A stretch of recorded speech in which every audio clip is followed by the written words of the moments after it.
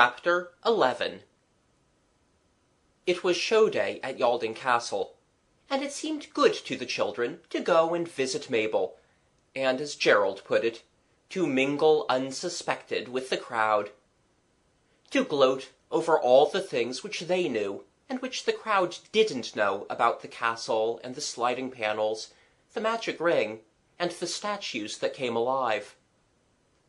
Perhaps one of the pleasantest things about magic happenings is the feeling which they give you of knowing what other people not only don't know, but wouldn't, so to speak, believe if they did.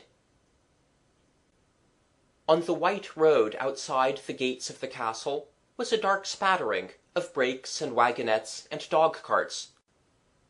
3 or 4 waiting motor-cars puffed fatly where they stood, and bicycles sprawled in heaps along the grassy hollow by the red brick wall.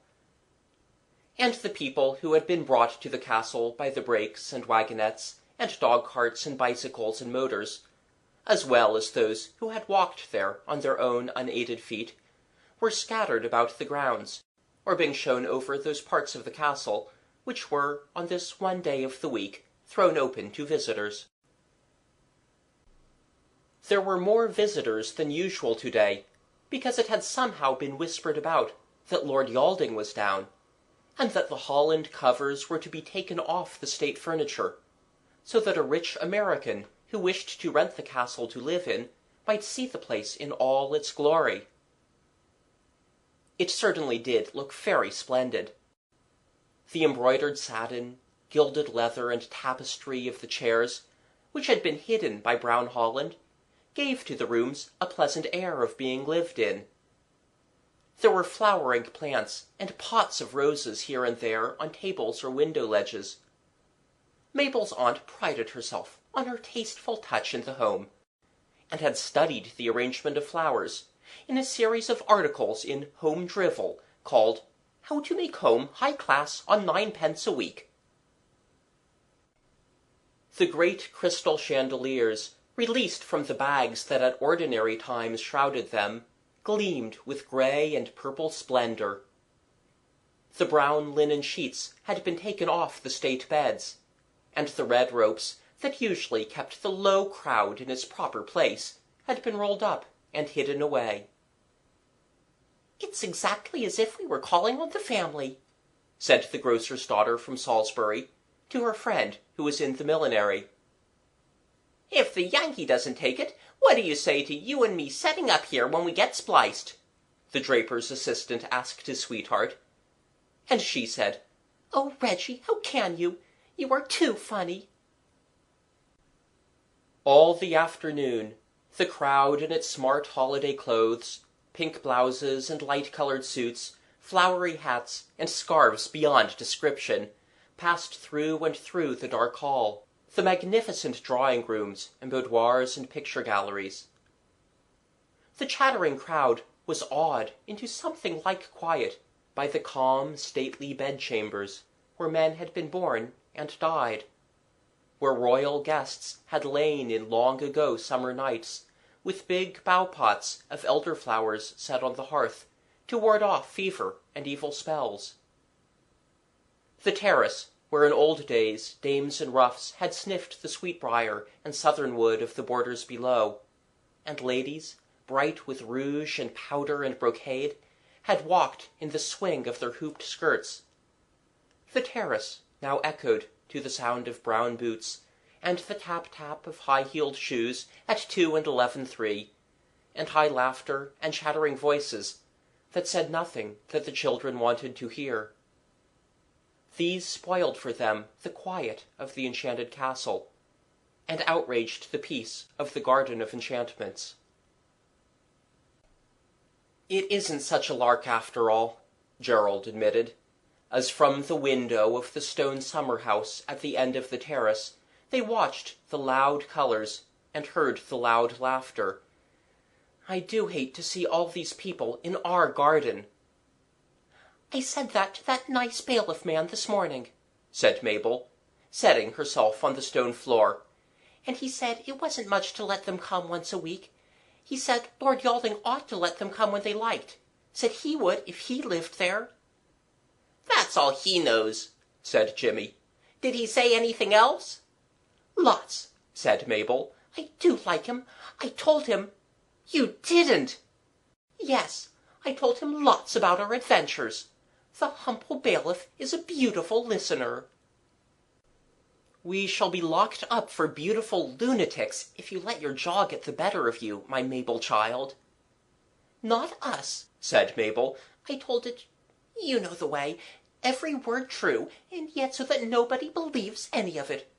When I'd quite done, he said I'd got a real literary talent, and I promised to put his name on the beginning of the first book I write when I grow up." "You don't know his name," said Kathleen. "Let's do something with the ring." said Gerald. "I forgot to tell you, but I met Mademoiselle when I went back for my garters, and she's coming to meet us and walk back with us." "What did you say?" "I said," said Gerald deliberately, "that it was very kind of her. And so it was. Us not wanting her doesn't make it not kind her coming." "It may be kind, but it's sickening too," said Mabel, "because now I suppose we shall have to stick here and wait for her. And I promised we'd meet the bailiff man. He's going to bring things in a basket and have a picnic tea with us." "Where?" "Beyond the Dinosaurus. He said he'd tell me all about the something animals. It means before Noah's Ark. There were lots besides the Dinosaurus. In return for me telling him my agreeable fictions. Yes, he called them that." "When?" "As soon as the gates shut. That's 5. "We might take Mademoiselle along," suggested Gerald. "She'd be too proud to have tea with the bailiff, I expect. You never know how grown-ups will take the simplest things." It was Kathleen who said this. "Well, I'll tell you what," said Gerald, lazily turning on the stone bench. "You all go along and meet your bailiff. A picnic's a picnic, and I'll wait for Mademoiselle." Mabel remarked joyously that this was jolly decent of Gerald, to which he modestly replied, "Oh, rot!"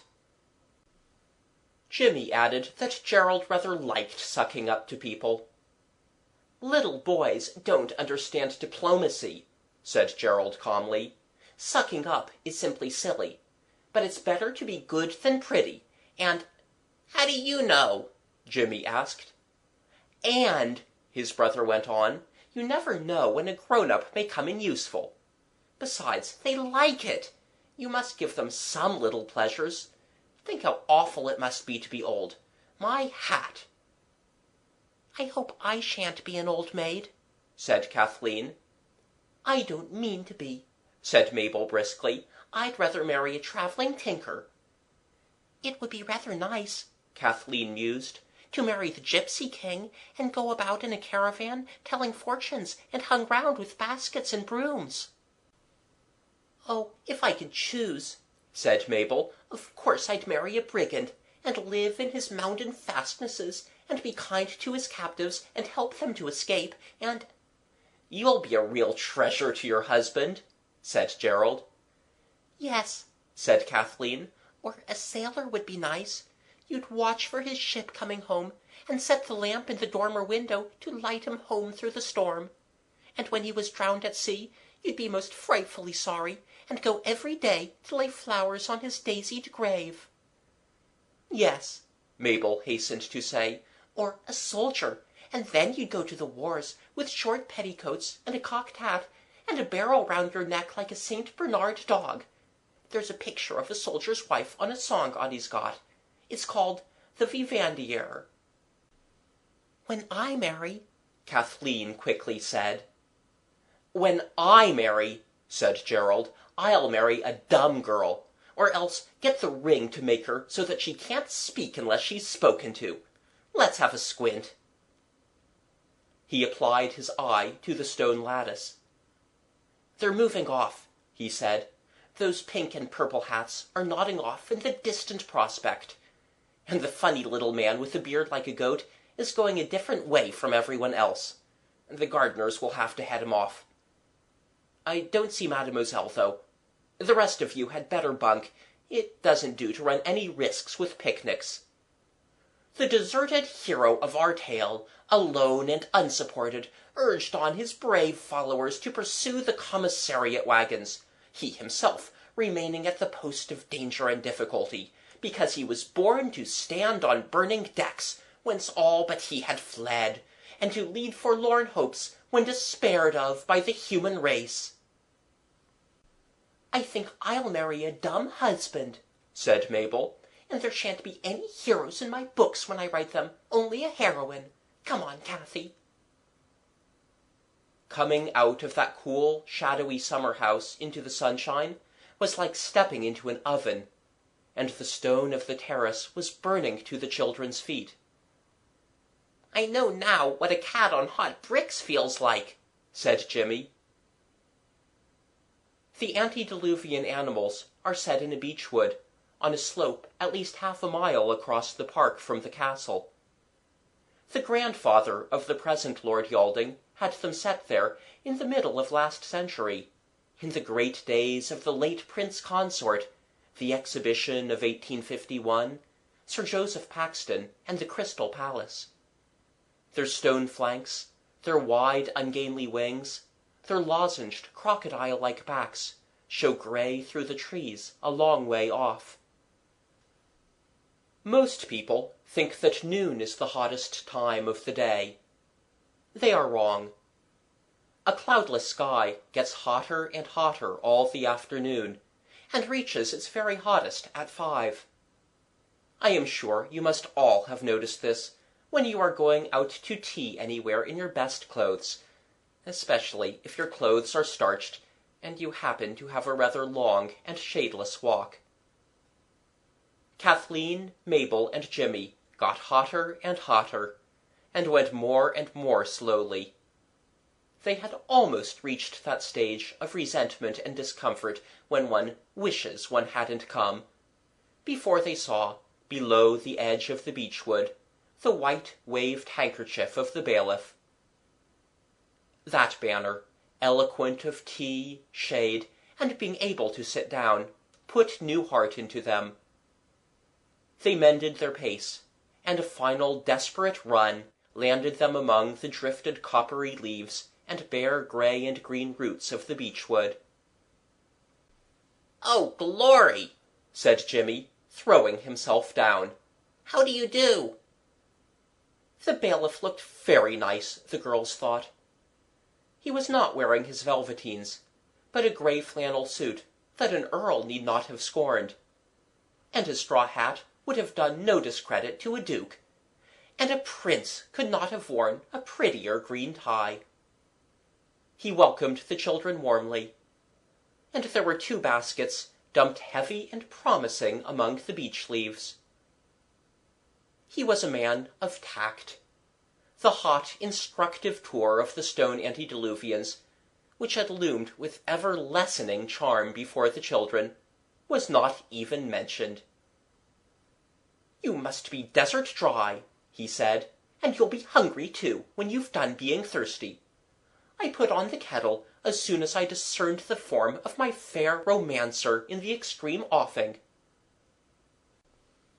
The kettle introduced itself with puffings and bubblings from the hollow between 2 grey roots, where it sat on a spirit lamp. "Take off your shoes and stockings, won't you?" said the bailiff in matter-of-fact tones, just as old ladies ask each other to take off their bonnets. "There's a little baby canal just over the ridge." The joys of dipping one's feet in cool running water after a hot walk have yet to be described. I could write pages about them. There was a mill stream when I was young, with little fishes in it, and dropped leaves that spun round, and willows and alders that leaned over it and kept it cool, and... But this is not the story of my life. When they came back on rested, damp, pink feet, tea was made and poured out. Delicious tea, with as much milk as ever you wanted, out of a beer bottle with a screw top, and cakes and gingerbread and plums, and a big melon with a lump of ice in its heart. A tea for the gods. This thought must have come to Jimmy, for he said suddenly, removing his face from inside a wide-bitten crescent of melon rind, "Your feast's as good as the feast of the immortals, almost." "Explain your recondite illusion," said the grey-flannelled host, and Jimmy, understanding him to say, "What do you mean?" replied with the whole tale of that wonderful night when the statues came alive, and a banquet of unearthly splendor and deliciousness was plucked by marble hands from the trees of the lake island. When he had done, the bailiff said, "Did you get all this out of a book?" "No," said Jimmy, "it happened." "You are an imaginative set of young dreamers, aren't you?" the bailiff asked, handing the plums to Kathleen, who smiled, friendly but embarrassed. Why couldn't Jimmy have held his tongue? "No, we're not," said that indiscreet one obstinately. "Everything I've told you did happen, and so did the things Mabel told you." The bailiff looked a little uncomfortable. "All right, old chap," he said, and there was a short, uneasy silence. "Look here," said Jimmy, who seemed for once to have got the bit between his teeth. "Do you believe me or not?" "Don't be silly, Jimmy," Kathleen whispered. "Because if you don't, I'll make you believe." "Don't!" said Mabel and Kathleen together. "Do you or don't you?" Jimmy insisted, lying on his front with his chin on his hands, his elbows on a moss cushion, and his bare legs kicking among the beech leaves. "I think you tell adventures awfully well," said the bailiff cautiously. "Very well," said Jimmy, abruptly sitting up. "You don't believe me. Nonsense, Kathy. He's a gentleman, even if he is a bailiff." "Thank you," said the bailiff, with eyes that twinkled. "You won't tell, will you?" Jimmy urged. "Tell what?" "Anything." "Certainly not. I am, as you say, the soul of honor." "Then, Kathy, give me the ring." "Oh, no!" said the girls together. Kathleen did not mean to give up the ring. Mabel did not mean that she should. Jimmy certainly used no force, yet presently he held it in his hand. It was his hour. There are times like that for all of us, when what we say shall be done is done. "Now," said Jimmy, "this is the ring Mabel told you about. I say it is a wishing ring. And if you will put it on your hand and wish, whatever you wish will happen." "Must I wish out loud?" "Yes, I think so." "Don't wish for anything silly," said Kathleen, making the best of the situation, "like it's been fine on Tuesday, or it's been your favourite pudding for dinner tomorrow. Wish for something you really want." "I will," said the bailiff. "I'll wish for the only thing I really want. I wish my friend were here." The three who knew the power of the ring looked round to see the bailiff's friend appear. A surprised man that friend would be, they thought, and perhaps a frightened one. They had all risen, and stood ready to soothe and reassure the newcomer. But no startled gentleman appeared in the wood, only, coming quietly through the dappled sun and shadow under the beech trees, Mademoiselle and Gerald. Mademoiselle in a white gown, looking quite nice and like a picture, Gerald hot and polite. "Good afternoon," said that dauntless leader of forlorn hopes. "I persuaded Mademoiselle—" That sentence was never finished, for the bailiff and the French governess were looking at each other, with the eyes of tired travellers, who find, quite without expecting it, the desired end of a very long journey. And the children saw that even if they spoke, it would not make any difference. "You," said the bailiff. Mais c'est donc faux, said Mademoiselle, in a funny, choky voice. And they stood still and looked at each other, like stuck pigs, as Jimmy said later, for quite a long time. "Is she your friend?" Jimmy asked. "Yes. Oh, yes," said the bailiff. "You are my friend, are you not?" "But yes," Mademoiselle said softly, "I am your friend." "There, you see," said Jimmy. "The ring does do what I said." "We won't quarrel about that," said the bailiff. "You can say it's the ring.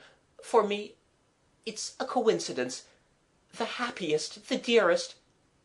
"Then you—" said the French governess. "Of course," said the bailiff. "Jimmy, give your brother some tea. Mademoiselle, come and walk in the woods. There are 1,000 things to say." "Eat then, my Gerald," said Mademoiselle, now grown young, and astonishingly like a fairy princess. "I return all at the hour, and we re-enter together. It is that we must speak each other. It is long time that we have not seen us, me and Lord Yalding." "So he was Lord Yalding all the time," said Jimmy, breaking a stupefied silence as the white gown and the grey flannels disappeared among the beech trunks. "Landscape painter sort of dodge. Silly, I call it. And fancy her being a friend of his, and his wishing she was here. Different from us, eh? Good old ring." "His friend?" said Mabel, with strong scorn. "Don't you see she's his lover? Don't you see she's the lady that was bricked up in the convent because he was so poor and he couldn't find her? And now the ring's made them live happy ever after.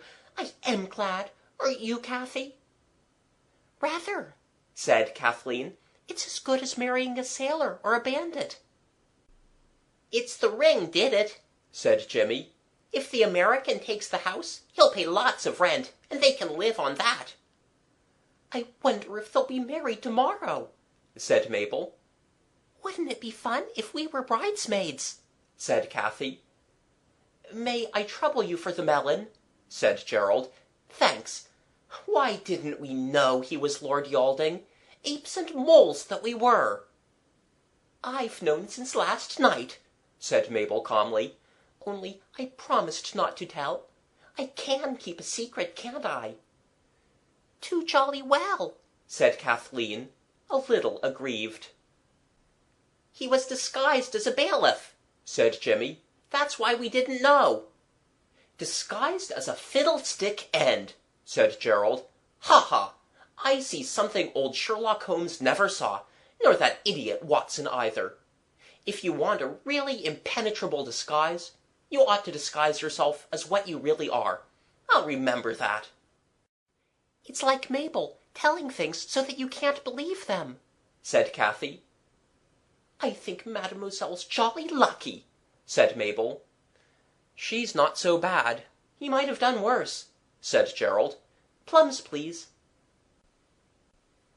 There was quite plainly magic at work. Mademoiselle next morning was a changed governess. Her cheeks were pink, her lips were red, her eyes were larger and brighter, and she had done her hair in an entirely new way, rather frivolous and very becoming. "Mamselle's coming out," Eliza remarked.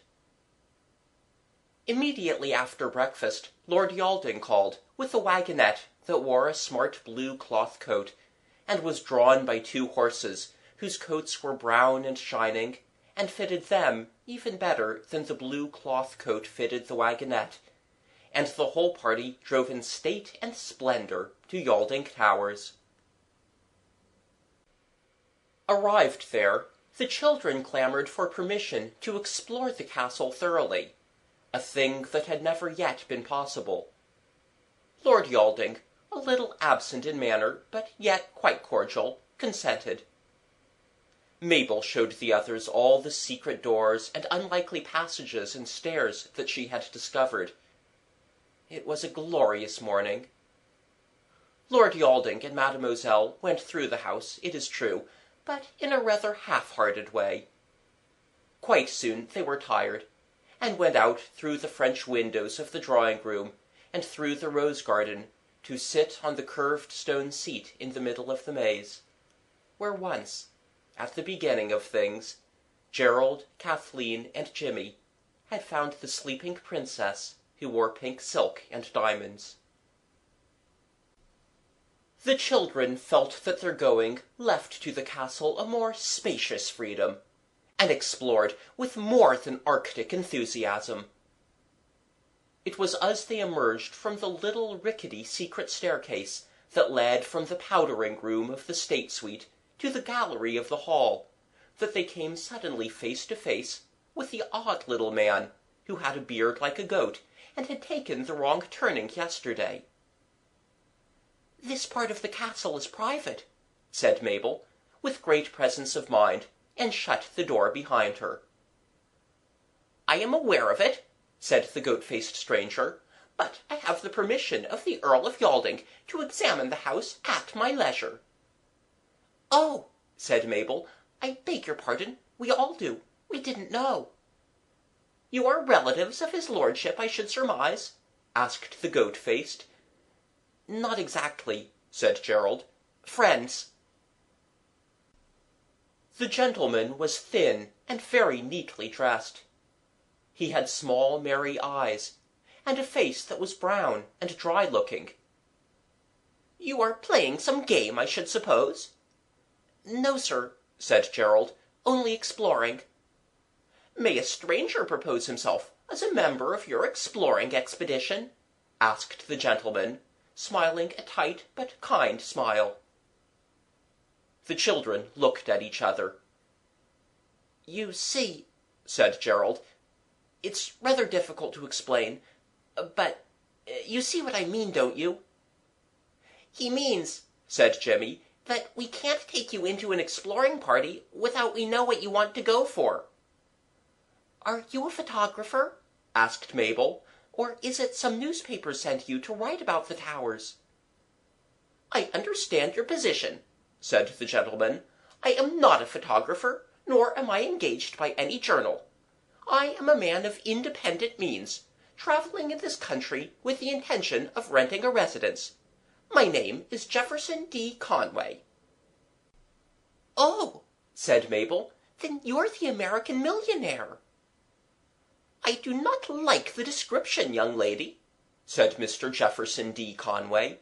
"I am an American citizen, and I am not without means. This is a fine property, a very fine property.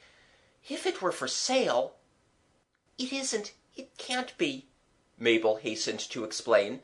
"The lawyers have put it in a tale, so Lord Yalding can't sell it. But you could take it to live in, and pay Lord Yalding a good millionairish rent, and then he could marry the French governess—" "Sh!" said Kathleen and Mr. Jefferson D. Conway together. And he added, "Lead the way, please, and I should suggest that the exploration be complete and exhaustive."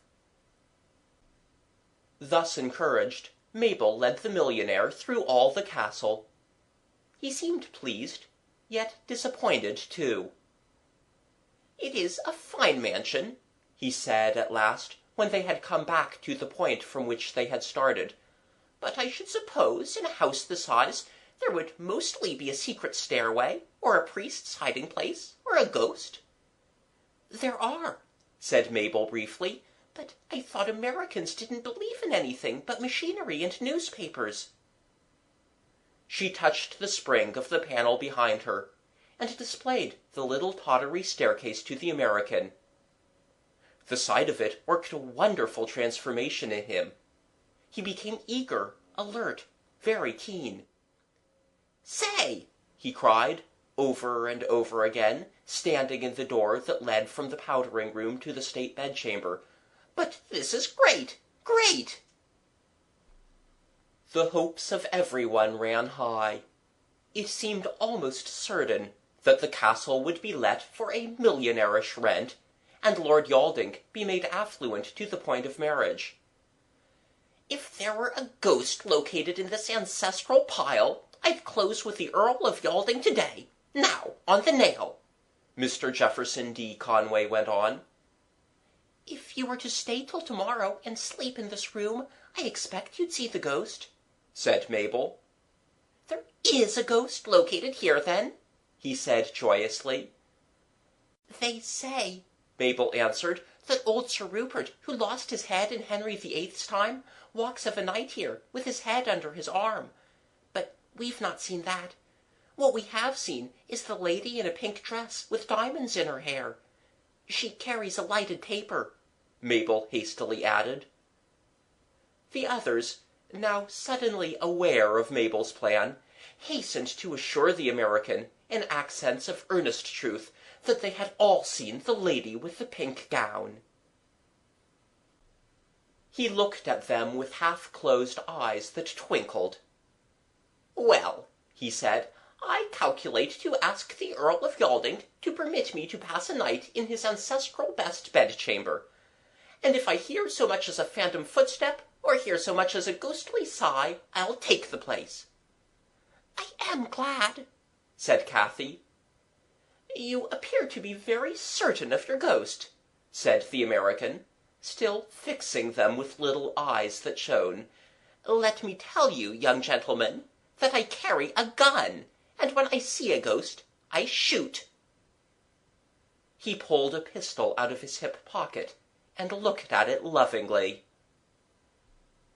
"And I am a fair average shot," he went on, walking across the shiny floor of the state bedchamber to the open window. "See that big red rose, like a tea saucer?" They saw. The next moment a loud report broke the stillness, and the red petals of the shattered rose strewed balustrade and terrace. The American looked from one child to another. Every face was perfectly white. "Jefferson D. Conway made his little pile by strict attention to business, and keeping his eyes skinned," he added. "Thank you for all your kindness." "Suppose you'd done it, and he'd shot you," said Jimmy cheerfully. "That would have been an adventure, wouldn't it?" "I'm going to do it still," said Mabel, pale and defiant. "Let's find Lord Yalding, and get the ring back." Lord Yalding had had an interview with Mabel's aunt, and lunch for 6 was laid in the great dark hall, among the armour and the oak furniture. A beautiful lunch, served on silver dishes. Mademoiselle, becoming every moment younger and more like a princess, was moved to tears when Gerald rose, lemonade glass in hand, and proposed the health of Lord and Lady Yalding. When Lord Yalding had returned thanks, in a speech full of agreeable jokes, the moment seemed to Gerald propitious, and he said, "The ring, you know, you don't believe in it, but we do. May we have it back?" And got it. Then, after a hasty council, held in the panelled jewel-room, Mabel said, "This is a wishing ring, and I wish all the Americans' weapons of all sorts were here." Instantly the room was full, 6 feet up the wall, of a tangle and mass of weapons. Swords, spears, arrows, tomahawks, fowling pieces, blunderbusses, pistols, revolvers, scimitars, creeses, every kind of weapon you can think of. And the 4 children, wedged in among all these weapons of death, hardly dared to breathe. "He collects arms, I expect," said Gerald, "and the arrows are poisoned, I shouldn't wonder. Wish them back where they came from, Mabel, for goodness' sake, and try again."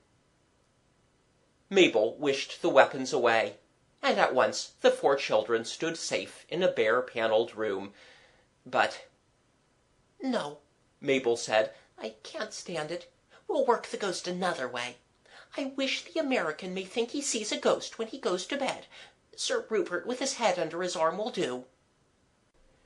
"Is it tonight he sleeps there?" "I don't know. I wish he may see Sir Rupert every night. That'll make it all serene." "It's rather dull," said Gerald. "We shan't know whether he's seen Sir Rupert or not." "We shall know in the morning, when he takes the house." This being settled, Mabel's aunt was found to be desirous of Mabel's company, so the others went home. It was when they were at supper that Lord Yalding suddenly appeared, and said, "Mr. Jefferson Conway wants you boys to spend the night with him in the state chamber. I've had beds put up. You don't mind, do you? He seems to think you've got some idea of playing ghost tricks on him." It was difficult to refuse, so difficult that it proved impossible. 10 o'clock found the boys each in a narrow white bed that looked quite absurdly small in that high dark chamber, and in face of that tall gaunt four-poster, hung with tapestry and ornamented with funereal-looking plumes. "I hope to goodness there isn't a real ghost," Jimmy whispered. "Not likely," Gerald whispered back. "But I don't want to see Sir Rupert's ghost with its head under its arm," Jimmy insisted. "You won't. The most you'll see'll be the millionaire seeing it. Mabel said he was to see it, not us. Very likely you'll sleep all night and not see anything. Shut your eyes and count up to 1,000,000, and don't be a goat." But he was reckoning without Mabel and the ring. As soon as Mabel had learned from her drab-haired aunt that this was indeed the night when Mr. Jefferson D. Conway would sleep at the castle, she had hastened to add a wish. "That Sir Rupert and his head may appear to-night in the state bedroom." Jimmy shut his eyes and began to count 1,000,000. Before he had counted it, he fell asleep. So did his brother. They were awakened by the loud echoing bang of a pistol shot. Each thought of the shot that had been fired that morning, and opened eyes that expected to see a sunshiny terrace and red rose petals strewn upon warm white stone. Instead, there was the dark, lofty state chamber, lighted but little by 6 tall candles. There was the American in shirt and trousers, a smoking pistol in his hand. And there, advancing from the door of the powdering room, a figure in doublet and hose, a ruff round its neck, and no head. The head, sure enough, was there, but it was under the right arm, held close in the slashed velvet sleeve of the doublet. The face looking from under the arm wore a pleasant smile. Both boys, I am sorry to say, screamed. The American fired again. The bullet passed through Sir Rupert, who advanced without appearing to notice it. Then, suddenly, the lights went out. The next thing the boys knew, it was morning. A grey daylight shone blankly through the tall windows, and wild rain was beating upon the glass, and the American was gone. "Where are we?" said Jimmy, sitting up with tangled hair and looking round him. "Oh, I remember. Ugh, it was horrid. I'm about fed up with that ring, so I don't mind telling you." "Nonsense," said Gerald. "I enjoyed it. I wasn't a bit frightened. Were you?" "No," said Jimmy. "Of course I wasn't." "We've done the trick," said Gerald later, when they learned that the American had breakfasted early with Lord Yalding, and taken the first train to London. "He's gone to get rid of his other house, and take this one. The old ring's beginning to do really useful things." "Perhaps you'll believe in the ring now," said Jimmy to Lord Yalding, whom he met later on in the picture gallery. "It's all our doing that Mr. Jefferson saw the ghost. He told us he'd take the house if he saw a ghost, so of course we took care he did see one." "Oh, you did you?" said Lord Yalding, in rather an odd voice. "I'm very much obliged, I'm sure." "Don't mention it," said Jimmy kindly. "I thought you'd be pleased, and him too." "Perhaps you'll be interested to learn," said Lord Yalding, putting his hands in his pockets and staring down at Jimmy, that Mr. Jefferson D. Conway was so pleased with your ghost that he got me out of bed at 6 o'clock this morning to talk about it." "Oh, ripping," said Jimmy. "What did he say?" "He said, as far as I can remember," said Lord Yalding, still in the same strange voice, "he said, 'My lord, your ancestral pile is A1. It is, in fact, the limit. Its luxury is palatial. Its grounds are nothing short of Edenesque. No expense has been spared, I should surmise. Your ancestors were whole hoggers. They have done the thing as it should be done, every detail attended to. I like your tapestry, and I like your oak, and I like your secret stairs. But I think your ancestors should have left well enough alone and stopped at that.' So I said they had, as far as I knew, and he shook his head and said, 'No, sir, your ancestors take the air of a night with their heads under their arms.' A ghost that sighed or glided or rustled I could have stood, and thanked you for it, and considered it in the rent. But a ghost that bullets go through while it stands grinning with a bare neck, and his head loose under his own arm, and little boys screaming and fainting in their beds. No, what I say is, if this is a British hereditary high-toned family ghost, excuse me." And he went off by the early train.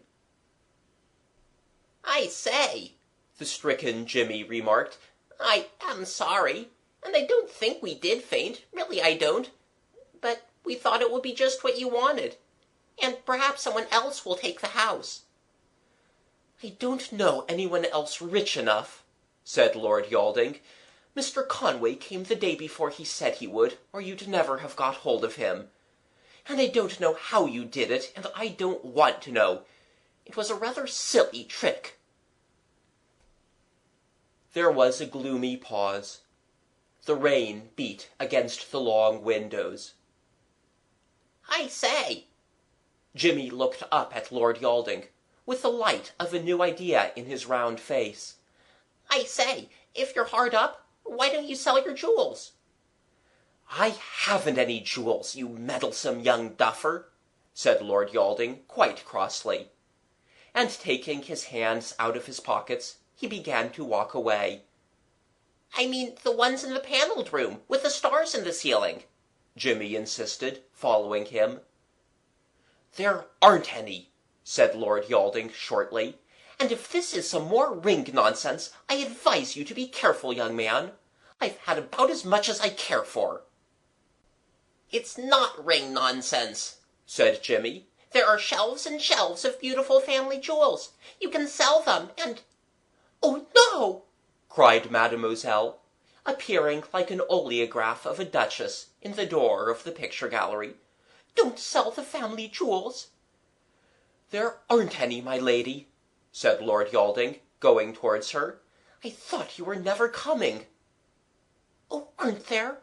said Mabel, who had followed Mademoiselle. "You just come and see." "Let us see what they will to show us," cried Mademoiselle, for Lord Yalding did not move. "It should at least be amusing." "It is," said Jimmy. So they went, Mabel and Jimmy leading, while Mademoiselle and Lord Yalding followed, hand in hand. "It's much safer to walk hand in hand," said Lord Yalding. "With these children at large, one never knows what may happen next."